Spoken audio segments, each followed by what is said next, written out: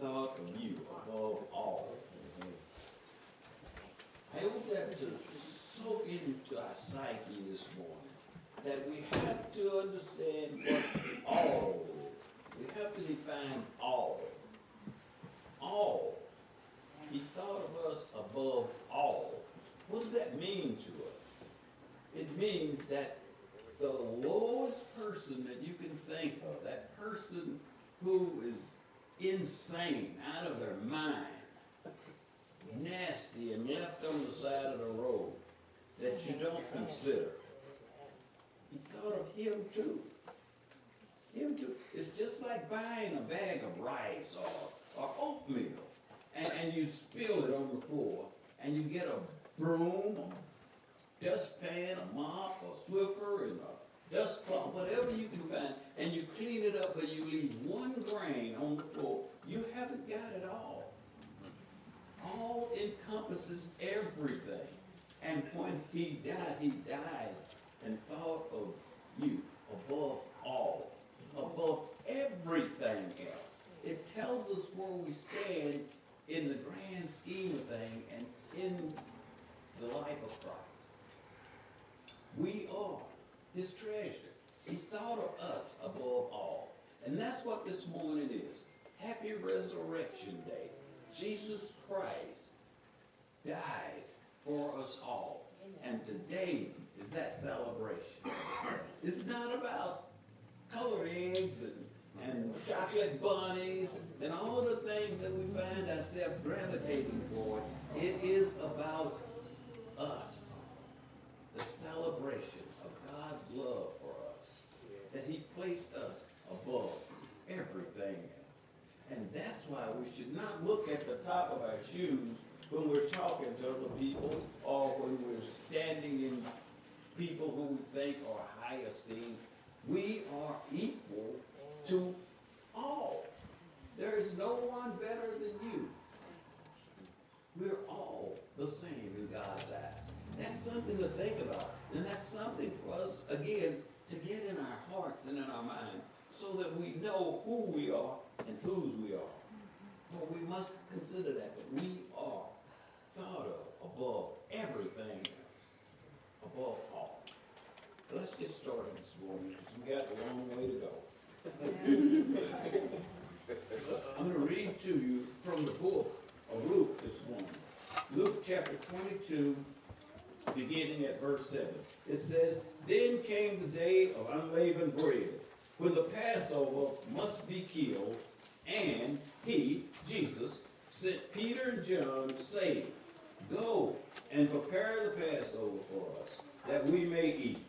So they said to him, 'Where do you want us to prepare?'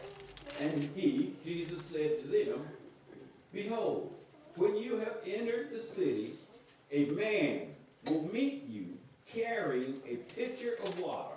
Follow him into the house which he enters. Then you shall say to the master of the house, the teacher says to you, where is the guest room, where I may eat the Passover with my disciples? Then he will show you a large furnished upper room. There, make ready.' So they went and found it just as he had said, and they prepared Passover." Now, did I not inform you that this last week on earth, who would be in control? So here we see again another activity that is uncommon. It's just like the donkey and the colt. They didn't ask any questions. They just went.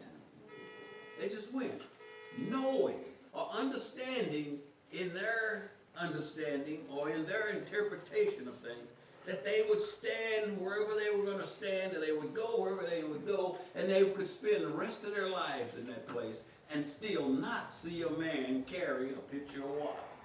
Because a man carrying a pitcher of water was unheard of in their day.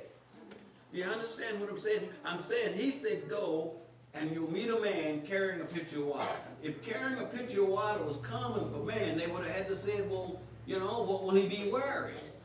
Will he have on a red shirt, or will he be wearing a New York baseball cap? What will he be wearing? But he didn't say that. He just said a man carrying a pitcher of water, meaning it was unusual.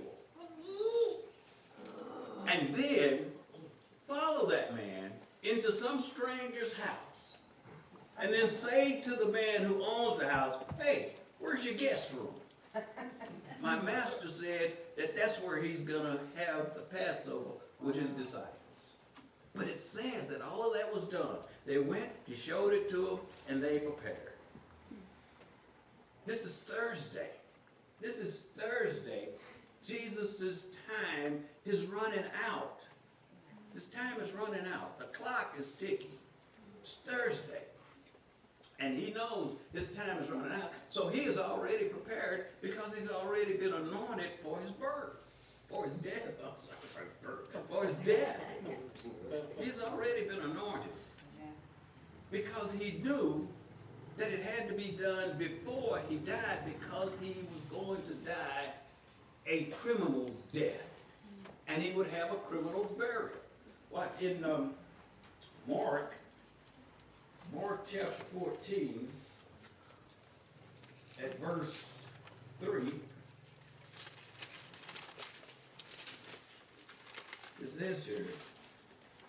And being in Bethany, at the house of the leper, as he sat at the table, a woman came having an alabaster flask of very costly oil of spikenard.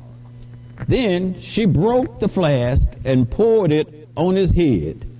But there were some who were indignant among them and said, why was this fragrant oil wasted?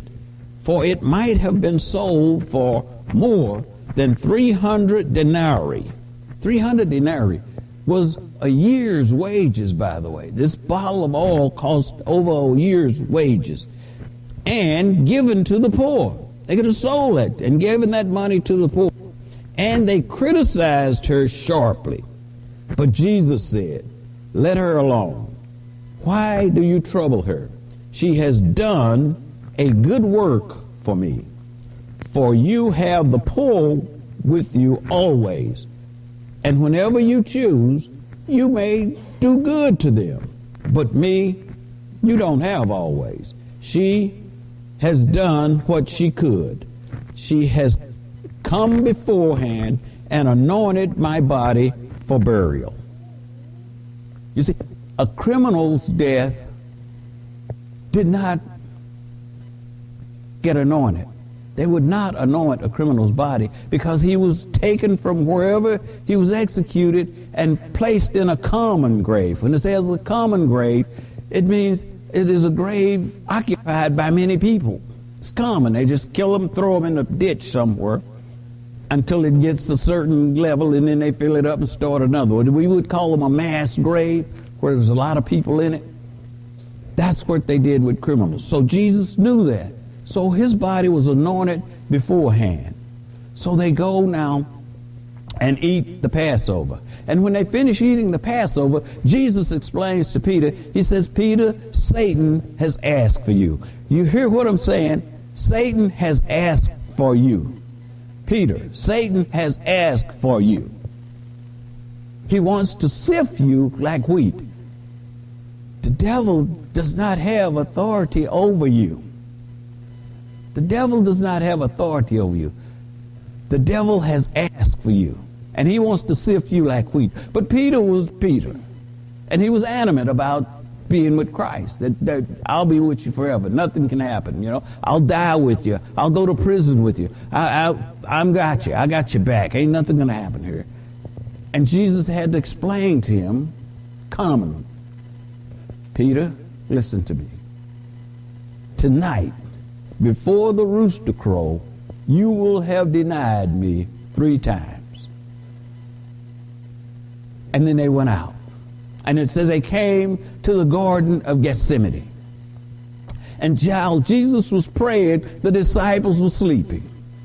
And Jesus, being 100% man and 100% God, Jesus had a moment. Jesus had a moment that night.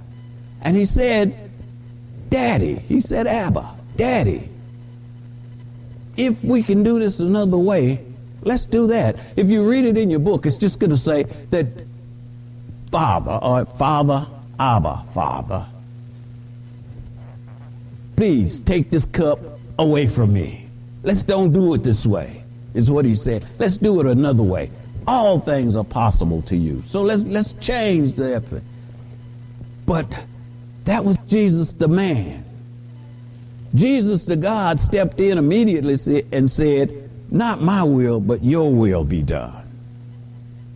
See, he could see what was going to take place, and he knew what was awaiting him in that garden.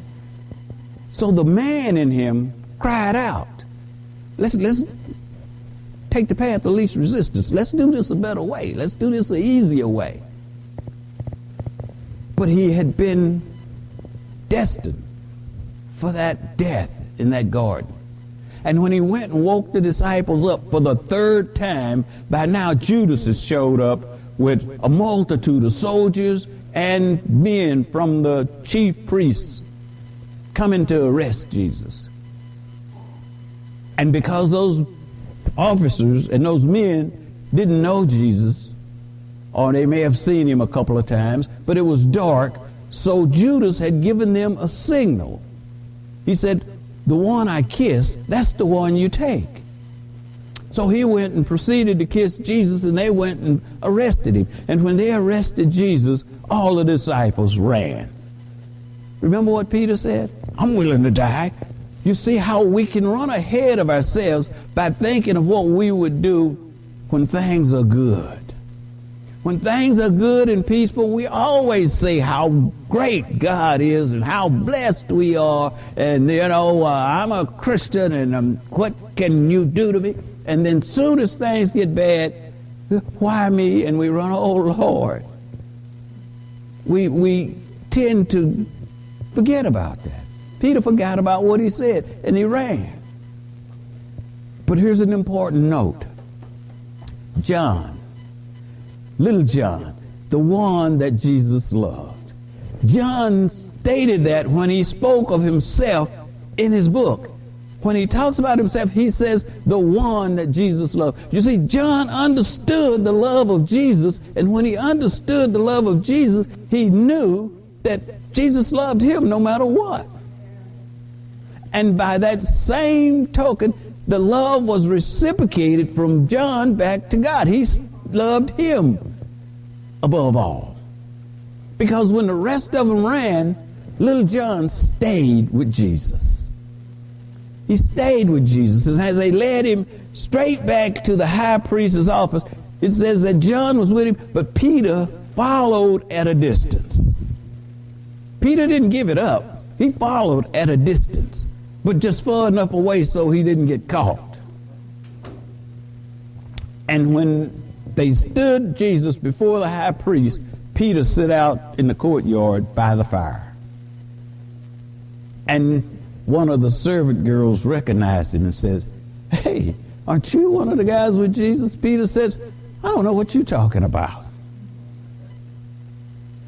And he got up and moved. He went over by the porch, closer to the house, by the porch, and he stood there. And another one said, hey, you were with Jesus, wasn't you?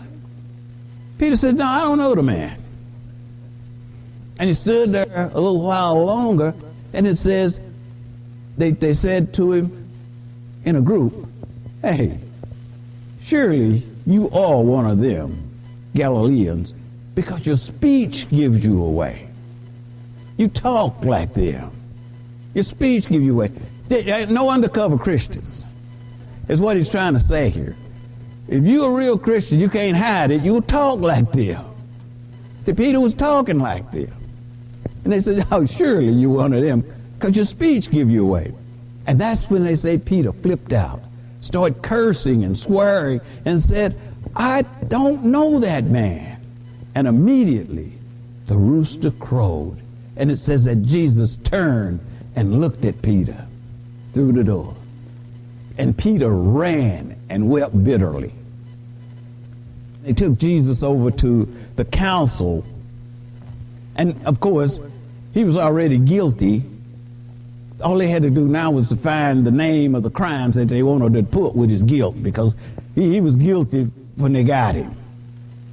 So they took him to Pilate and they charged him with perverting the nation, forbidding to pay taxes to Caesar, and calling himself Christ, a king.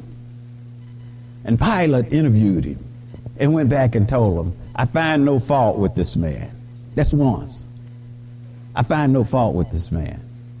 And they refused to accept that. So he went back and talked to him a little further, and he found out that he was from Galilee. So he said, well, then send him over to Herod. He's out of my jurisdiction. He sent him over to Herod. That's two or twice. And when Jesus got over to Herod, Herod was such an evil man, Jesus wouldn't speak to Herod. Jesus wouldn't even open his mouth. Herod questioned him and talked. He wouldn't even say anything to Herod. See, Herod had a track record. Herod's daddy tried to kill Jesus when he was a baby, if you remember. And then this Herod he's talking to now cut off John the Baptist's head. So Herod was so vile, Jesus wouldn't even talk to him. He just stood there. And they treated him poorly and sent him back to Pilate. And then Pilate went back out and talked to the multitude and said, since I find no fault with this man, and this is the time of year when you have your feast, and I usually let a prisoner go, then I will chastise this Jesus fella and then let him go. That's 3. Well, 3, what are you talking about, preacher? I mean, that is 3 times that Pilate had tried to let Jesus go. You see, it had to be that way. It had to be that way. Pilate was trying to let him go, but the people cried out, no, don't let him go. We got to do something with him. Pilate says, well, okay, I got a criminal here. He wanted to give him a comparison. He said, I got a prisoner here, Barabbas, who is in prison for sedition, robbery, and murder. Which one will you want, Jesus or this guy? And they said, give us Barabbas. We want Barabbas. He said, well, then what should I do with Jesus? They said, crucify him. Crucify him. He said, well, what evil has he done? But they overshouted him, saying, crucify him, crucify him. You remember last week when he rode in there and they said, Hosanna, save us, save us. This week they're yelling, crucify him, crucify him. Those are the same people. But they are where we find ourselves, caught up in the moment when the mob is out doing what they're doing. We want to be just like them so that they'll think we one of the group. But you see, Pilate couldn't let Jesus go because Jesus' death had already been foretold. He had to die on the cross. There was no way out. If you remember back in the Psalms where David said, they used nails on my hands and my feet and they pierced my side. It had already been prophesied. He had to go through with it. So Pilate let Barabbas go and sent Jesus back to prepare for crucifixion. And as he's back there being crucified, the soldiers mocked him, stripped him down and put a robe on him, and then they bowed before him and stood up and spit in his face. They bowed before him and spit in his face. Then they put the crown of thorns on his head and a staff in his hand. And then they took the staff and began to hit him on the head with the staff, driving that crown of thorns into his flesh, into his scalp. And then they'd punch him and say, prophesy. Where did that come from? Who did that? Yeah. And they beat him. And then they decided to scourge him. They took him over and scourged him. And then Pilate brought him back out for a last-ditch attempt to appease the people by saying, behold the man. He was scourged. He was beaten and bloody. You see, scourged was different from whipping, lashing. When you scourge, you have a tool called a cat with 9 tails, a handle with 9 leather straps hanging off of it. And at the end of each one of those leather straps is a piece of metal or a piece of bone or something. So every time they make contact, they rip and tear the flesh. And once you've been scourged, the person would generally die because of shock and blood loss. That's what they were doing to Jesus. So Pilate figured if he was beat up that bad and that wounded, that they would say, well, let him go now. But no, they crucify him. So they took him up and crucified him. They took him up and crucified him. And watch this. In Matthew 27,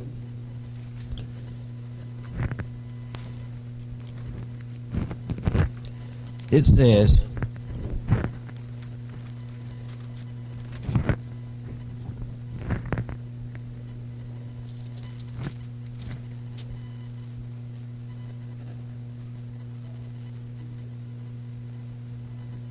in Matthew 27, it says here, I found it. I know what you're saying. Should have had this ready.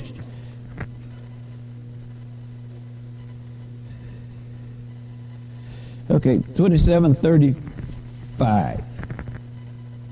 27:35. Then they crucified him and divided his garments, casting lots, that it might be fulfilled, which was spoken by the prophet. They divided my garments among them, and for my clothing they cast lots. Sitting down, they kept watch over him. Jesus was on the cross, and they were below him gambling for his clothes. Gambling for his clothes. While they was doing that, what do you think Jesus did? What do you think Jesus did? Jesus did what Jesus did. He began to teach. He began to teach while they were gambling for his clothes after they put him on the cross. He said, Father, forgive them, for they know not what they do. Father, forgive them, for they know not what they do. He's telling that we are to be quick to forgive so that we can be forgiven. Be quick to forgive so that we can be forgiven. And then it says that the people standing there and passing by was mocking him. If he's really a king, he could come down from there. And, he saved other people. Why come he can't save himself? And they had arrested or crucified two criminals with him. One on his left side and one on his right, Jesus in the middle. The guy on the left side joined in with the mockers and saying, yeah, get down, take us with you, And the one on the right rebuked him. He said, everything that they said about us is true. We are guilty. But this man has done nothing. And he said, Lord, when you get to your kingdom, will you remember me? And Jesus said, today you will be with me in paradise. Oh, that one is the one. He said, today you will be with me in paradise. Are you understanding that this man had been arrested, he had been convicted, he had been sentenced, he had been executed, and yet he was saved?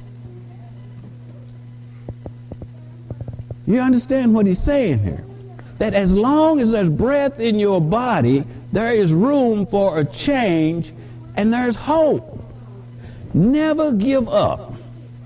Never give up. And as Jesus looked out over the crowd of the people who was standing watching his execution, he saw his mother and John, little John, the one Jesus loved, standing together in the crowd. And he said to his mother, woman, behold your son. John, behold your mother. Don't quit just because you lose a loved one. Don't quit just because you lose a loved one. When you lose a loved one, it gives you an opportunity to invest in another. This is what he's saying. We are to mourn, yes. He's not saying, oh, don't mourn or don't mourn, but get over it. Mourn and get over it. Because if that person who has gone on, think about it, if he is gone where we hope he went, he's not looking back mourning for you. He's happy. He is enjoying life. Because if heaven is what we think it is, he is praising the Lord and just excited about life. He is excited about life. And this is what it's saying, that we move on with our lives and invest in others, making their lives better, instead of mourning for years. Every 2 days I just fall out and cry because I lost. No. Use that energy to enhance somebody else's life. That's all he's saying. And it's a hard thing to say, but it's true. We have so much to give, and giving of yourself is greater than giving of material things. So give of yourself. And then he goes on to say that from the 6th hour to the 9th hour, it got dark. It was dark. And that's when Jesus cried out. What we all know is, my God, why have you forsaken me? The sin of the world, your sin, my sin, the sin of the world had been transferred from us onto Jesus. And when that took place, God turned from Jesus. For the first time and the only time in creation, God turned from his son Jesus. And all of that nailing, spitting, whipping, and all of that other stuff was done. Jesus was silent. What pained him, what hurt him the most, was his Father turning from him. He's letting us know the worst thing that can happen to you is to be separated from God. That's the worst thing that can happen to you, to be separated from God. And here's another point. That fifth utterance that he did from the cross is, I thirst. Simply, I thirst. The burden of sin on Jesus got him thirsty. They tried to offer him some juice of fruit. He didn't need it, didn't want it. But the burden of sin exhausted him, and now I thirst. So I'm saying to you, who do you think you are, that you can run around with sin all the time, or carrying sin? You need to repent and ask for forgiveness. Get that off of you, because if the burden of sin exhausted Jesus, what will it do to you? The consummate teacher. And then that sixth utterance is, it is finished. It is finished, he says. Not I quit or I'm through. It is finished. I have completed my task. I've completed my mission. Complete your mission. Don't just quit. Complete your mission. Stay with it. Help me, brother. Help me. Complete your mission. That's what it is. It is finished. He had completed it. He had done it. It was through. Didn't leave any of it undone. Completed. And then the seventh utterance was, into your hands I commend my spirit. Through it all, after all, give your all to God. Commit your spirit unto God. Completely surrender. Completely surrender. Remember, we started out by talking about all. He wants it all. He don't want you halfway. He wants it all. Commend your spirit to God. Give it all to God. You see, Jesus died for us, for our salvation, for our sin. He says in John chapter 10 and verse 17, he says that I give my life for my sheep. No man takes it from me, but I lay it down of myself. He said, my Father gave me the power to lay my life down and to pick it up again. Therefore, I know he loves me because that is a command that he gave to me. You have that same power to lay your life down, but you have the power to pick it back up again. When you were sinning, the wages of sin is death. You're laying your life down freely because you're not being forced to sin. You're sinning because you like it. It's something that you want to do. So he's saying here, I have the power to lay my life down. See, Jesus had the power to lay his life down. No man took it from him, and no man can cause you to sin. What did he tell Peter? Peter, Satan has asked for you. Satan has asked for you. Satan cannot come and take God's property when you belong to God. But you must belong to God in order for Satan to have to get permission to take you. Do we understand the theory that whomever we serve is our master? So when we are sinning, we belong to Satan. So he can do anything with us or to us that he wants to because we belong to him, because we're operating in his realm. But when we come over to Christ and surrender to Christ, we belong to Christ. Now, can't nobody do nothing without him.